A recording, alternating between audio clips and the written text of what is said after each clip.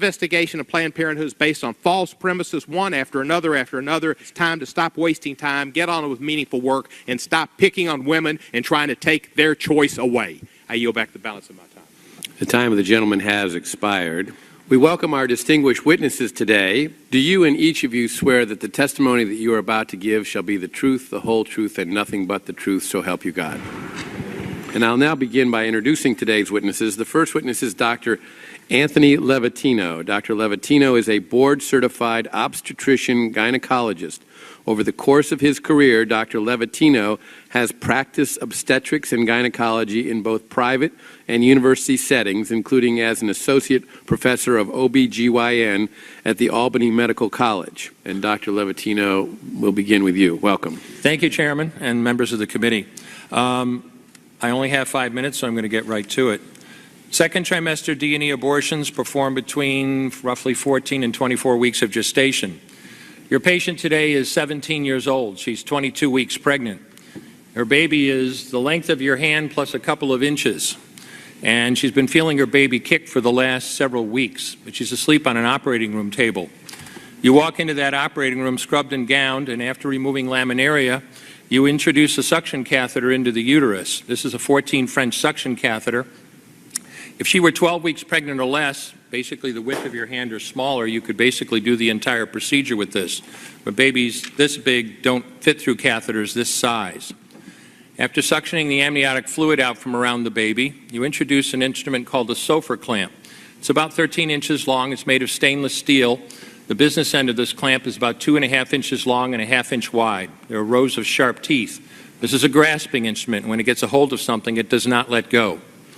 A D&E procedure is a blind abortion, so picture yourself introducing this and grabbing anything you can blindly and pull, and I do mean hard, and out pops a leg about that big, which you put down on the table next to you.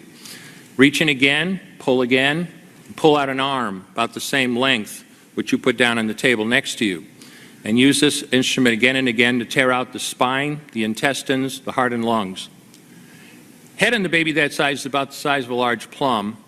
Can't see it, but you pretty good idea you've got it if you've got your instrument around something and your fingers are spread about as far as they go. You know you did it right if you crush down on the instrument and white material runs out of the cervix. That was the baby's brains.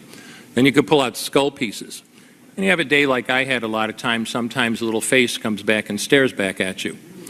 Congratulations, you just successfully performed a second trimester D&E abortion. You just affirmed her right to choose. One more question, Dr. Levatino. Why did you end your practice of doing abortions? I did over 1,200 abortions over a 4-year period in private practice, not counting the ones that I did during my training. I met my wife during my first year of training at Albany Medical Center. We got married about a year later and found that we had an infertility problem. After years of failed infertility treatment and several years trying to adopt a child, we were blessed with adopting a little girl that we named Heather in August of 1978. As sometimes happens in those situations, my wife got pregnant the very next month, and we had 2 children 10 months apart. 2 months short of my daughter Heather's 6th birthday, she was killed in an auto accident and literally died in her arms in the back of an ambulance. Anyone who has children might think they have some idea of what that feels like, but unless you've been through it yourself, you have no idea whatsoever. I know people find it hard to believe, but what do you do after a disaster? You bury your child and then you go back to your life. And I don't remember exactly how long it was after my daughter died that I showed up at Albany Medical Center OR number 9 to perform my first second trimester D&E abortion. I wasn't thinking of it as anything special. This was routine to me. But I reached in, literally pulled out an arm or leg and got sick. You know, earlier on I described stacking up body parts on the side of the table. It's not to, gross people out, to use a simple term.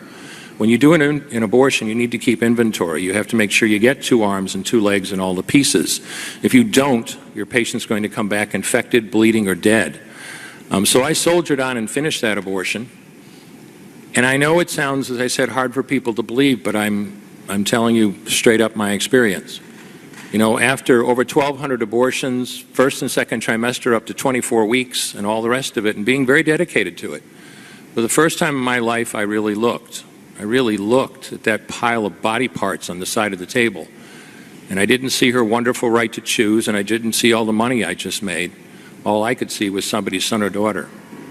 And I stopped doing late-term abortions after that, and several months later stopped doing all abortions. Thank you.